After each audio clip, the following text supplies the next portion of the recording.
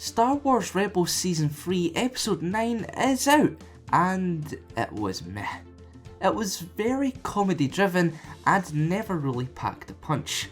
So, with that in mind, let's take a look at the ups and downs from the Wynkahthu Job. We kick off today's video with one of two generous ups, the first of which is allocated to Hondo Ohnaka. Why? He's just brilliant. You could argue that he's a bit corny and annoying, but his presence really glued this episode together, and I had a blast watching him. The second and final up relates to the sentry droids.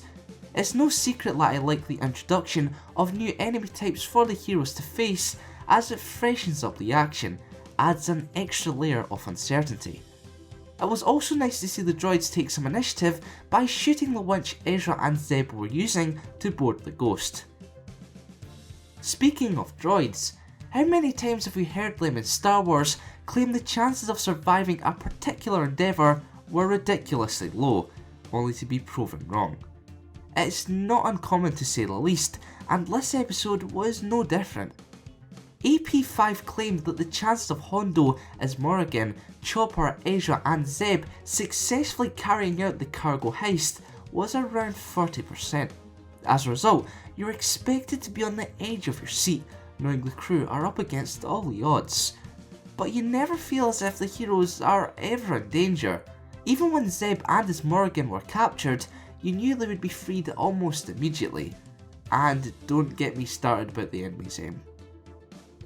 The final down for today relates to continuity. Now, continuity itself is never really an issue in Rebels. However, this is just my opinion, most of Season 3's episodes don't feel as if they connect. For example, did last week's Iron Squadron link in any way to this week's The Wynkahthu Job? There may be tiny details here and there, but if you were to watch most of Season 3's episodes in a completely random order, you wouldn't feel all that lost. It's because of this why episodes feel completely pointless and filler.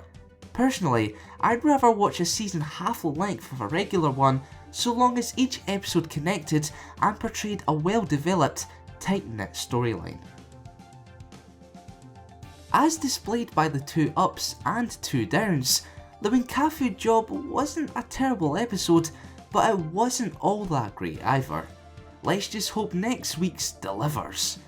But what did you make of today's Star Wars Rebels episode? Let me know in the comments below.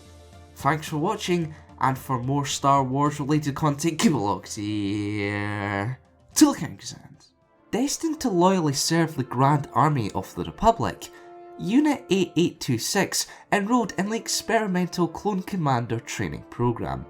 He and 99 other clones quickly became elite soldiers, all while developing unique personalities.